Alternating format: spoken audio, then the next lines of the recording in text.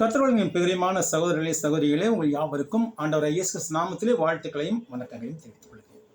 இனி நாளில் நாம் ஆதியாகமம் 47ஆம் அதிகாரத்தின் கடைசி உட்பிரிவுக்கு வருகிறோம். Today we are coming to the last section of the Genesis chapter 47.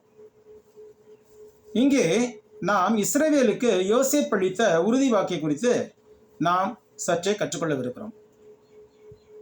அதற்கு முன்னால் இன்றைய நாளுக்கான வேத பாடத்திற்கென்று நான் தெரிந்து கொண்ட திறவுகோல் வேத வசன பதிவை வாசிப்போம். ஆதியாகமம் 47ஆம் அதிகாரம் 30ஆம் வசனம். யாக்கோபு சொல்லுகிறார், நான் என் பிதாக்களோட படுத்துக்கொள்ள வேண்டும், ஆகையால் நீ என்னை எகிப்திலிருந்து எடுத்துக்கொண்டு போய் அவர்களை அடக்கம் பண்ணி இருக்கிற நிலத்திலே என்னையும் அடக்கம் பண்ணு என்றான். அதற்கு அவன், யாரு? யோசேப்பு, உமது சொற்படி செய்வேன் என்றான். பிரியமானவர்களே, இஸ்ரேல் மக்கள் எகிப்து நாட்டின் வளமான பகுதியான கோசேன் என்ற இடத்தில் குடியமர்ந்தார்கள்.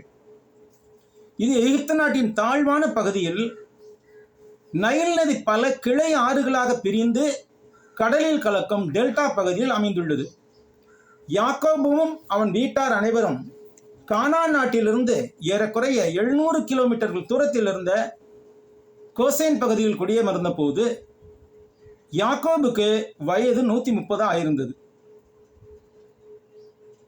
இந்த பகுதியானது அக்காலத்தில் எகிப்து நாட்டில் மிகுந்த நீர்வளம் கொண்ட பகுதியாக இருந்தது. இஸ்ரேல் மக்களின் கால்நடைகளுக்கு தீவனமும் தண்ணீரும் தாராளமாய் இந்த பகுதியில் கிடைத்தது. அங்கிருந்த நிலங்களை இஸ்ரேல் மக்கள் தங்கள் உடைமையாக்கி கொண்டனர்.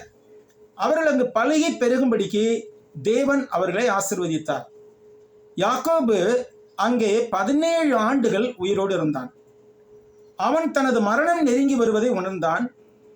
எனவே யாக்கோபு தன் மகன் யோசேப்பை அழைத்து, என்மேல் உனக்கு தயவு உண்டானால் உன் கையை என் தொடையின் கீழ் வைத்து என்மேல் பட்சமும் உண்மையுள்ளவனுமாயிரு, என்னை எகிப்தில் அடக்கமண்ணாதிருப்பாயாக என்று கூறினான்.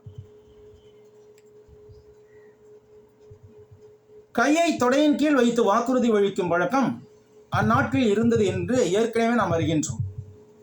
மேலும் யாக்கோபு யோசேப்பினிடத்தில், நான் என் பிதாக்களோட படுத்துக்கொள்ள வேண்டும், ஆகையால் நீ என்னை எகிப்திலிருந்து எடுத்துக்கொண்டு போய் அவர்களை அடக்கம் பண்ணியிருக்கிற நிலத்திலே என்னையும் அடக்கம் பண்ணு என்றான். அதற்கு அவன், உமது சொற்படி செய்வேன் என்றான். அப்பொழுது அவன், யாரு? யாக்கோபு யோசேப்பிடத்தில், எனக்கு ஆணையிட்டு கொடு என்றான். அவனுக்கு ஆணையிட்டு கொடுத்தான். அப்பொழுது இஸ்ரவேல் கட்டிலின் தலைமாட்டிலே சாய்ந்து தொழுது கொண்டான்.